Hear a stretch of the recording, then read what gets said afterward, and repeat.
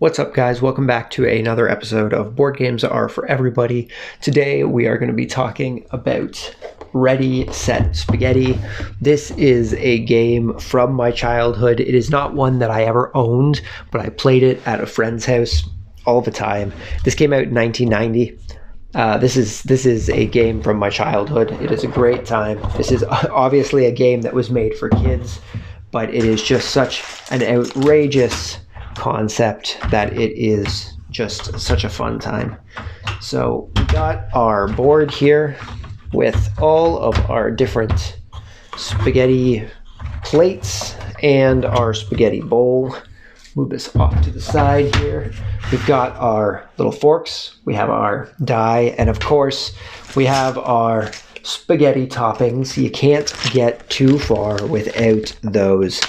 Now, the premise of this game is to be the first person to get all of your spaghetti string into your plate by removing ingredients off of the plate. So the way that the instructions tell you to play this game is that each player is supposed to bundle up their spaghetti string and just kind of let it fall onto the plate, and then you start placing stuff down. But the way we've always done it is that you will place all of your spaghetti ingredients onto the board before, and then players will wrap their spaghetti around pieces. You are not allowed to wrap your spaghetti around the same piece more than once in a row, because obviously that would make it far too easy to get your spaghetti back into your plate. So you have to at least wrap things up into multiple ingredients, and you are not allowed to go into the same ingredient more than once within a relative amount of ingredients anyway, because you don't want to just have to pull one ingredient out. That kind of defeats the purpose. It kind of makes you understand why the developers of the game tell you that you just want to drop your spaghetti in and then you want to place your pieces down. But I found that because over time the spaghetti pieces have, or the spaghetti strings, sorry, I should say, the strings that are acting as your spaghetti have started to kind of bunch up and don't floof around quite as easily anymore, that it's hard to just kind of let them plop down on the table without them all being bunched in one place. So you kind of end up with the same problem that I was talking about beforehand, where everything just kind of ends up in one spot. So we kind of made house rules for this old 1990 board game that involves you scooping up your spaghetti as quickly as possible. So now that we are on the tail end of getting all these ingredients on here, what each player would do is they would take their spaghetti, and this is something we would have people do simultaneously typically, but you would take your spaghetti and you're going to start wrapping it around different ingredients on the board, but you have to be able to make it back to your plate. So you can't wrap too much, but you're just going to start wrapping your spaghetti around ingredients like such.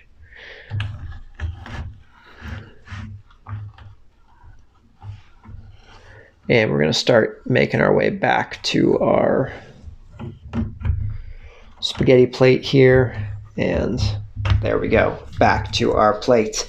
And every player would do this, get their spaghetti nice and tangled up in the pasta ingredients. And while we're doing this, we're gonna have a conversation on what ingredients should be in pasta. Now, I see green peppers and onions and tomatoes and meatballs and mushrooms on this here plate of pasta. Now, I am not a fan of mushrooms, so that's definitely an automatic no for me. No mushrooms in my pasta. I'm not a huge fan of tomatoes. I like pasta sauce, but I'm not a huge fan of tomatoes, honestly. So tomatoes in pasta outside of a flat sauce. I don't like a chunky sauce in my pasta. That's a no for me as well. Meatballs, you can definitely have meatballs in your pasta. No one's gonna say no to meatballs in pasta, I don't think. Meatballs are a pretty standard pasta going fare. Green peppers, I don't know if I've really seen anyone put full green peppers into a pasta, but I have definitely seen green peppers inside of like a sauce, but I've never seen full amount of green or any amount of full green peppers inside of a sauce in slices. Maybe little chunks, I could definitely see that, but a full pepper, I don't think I've ever seen that inside of a pasta. But in saying that, I'm not huge on peppers either. I don't mind them. They're at least something I'll eat, whereas mushrooms are typically something I would avoid, with the exception of some very specific mushrooms, because I have in the recent years found some mushrooms that I actually do quite enjoy. But your average mushroom, I'm not a fan. I'm not going to be going for that. And then finally, we've got, what do we have here? We did tomatoes, onions, meatballs, the onions, I guess, is what we didn't do. I'm not huge on cooked onions. I am actually a big fan of raw onions. I'll do raw onions on, say, a hamburger, or I will do raw onions on like a sandwich or something like that. But typically, if you have onions inside of a pasta, it's going to be inside your sauce, which means those onions are going to end up being cooked. And I have always found that when you cook an onion, it loses a lot of its flavor. That's just me. It's possible it could be my palate on my tongue is just shot for some reason, and I just can't taste it anymore. That is definitely a possibility.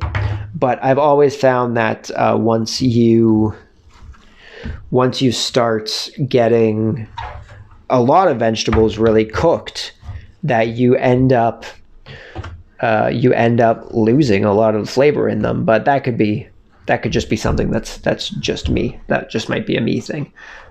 Now, as for things that should be in pasta, garlic, obviously, big thing that should be in pasta. Again, I'll accept meatballs, but personally, I'm a flat sauce person. If you just give me a flat sauce on my pasta, I'm pretty happy. And now that we've had that conversation of what topping should be on a pasta, we have actually got our board set up here.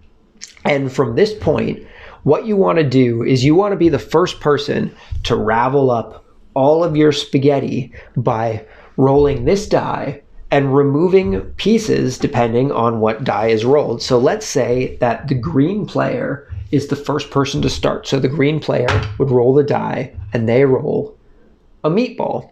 So they would choose one meatball from on the table. Now we want to see which of the meatballs have our green spaghetti around them, which isn't really any of them except for this one in here. I actually don't know if any. I think this guy right here we might be tied around. So we would probably take this meatball out right here, and every time a topping is taken off the board, all players consecutively roll up their pasta forks to try and see if they get any more pasta into their bowl, and then play would continue around the board. So we would move to red next, who once again rolls a meatball, and red I think is tied around a lot more meatballs here. I think they might be tied to this guy. They're also tied to this guy, but this meatball here would also benefit orange and it would benefit blue, it looks like. So they'd probably go for this one here. And then once again, all players would roll up their spaghettis and see if they have any pastas that have coming out. And you would continue going around the board, picking up toppings, scooping up your spaghettis, seeing who gets the most spaghetti as the game goes on. As more pieces get taken out, obviously you will start getting more spaghetti as you go around. Now, this doesn't usually take too long. Handful of turns, you're gonna be at the point where you're gonna start getting a lot from stuff being taken out, and you will continue this until you get someone who has rolled up all of their spaghetti. And the first person to roll up all of their spaghetti is the winner of the game. Now we're just gonna start plopping pieces out here to kind of make an example.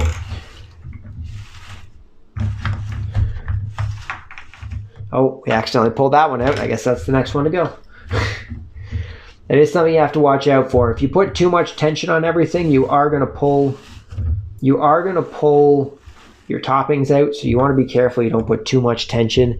As you start pulling stuff out, obviously it will be a little easier to pull stuff in. So if you're not pulling stuff in every turn, don't worry too much about that, because as later pieces get pulled out, you will start being able to ravel up more pasta as the game goes on.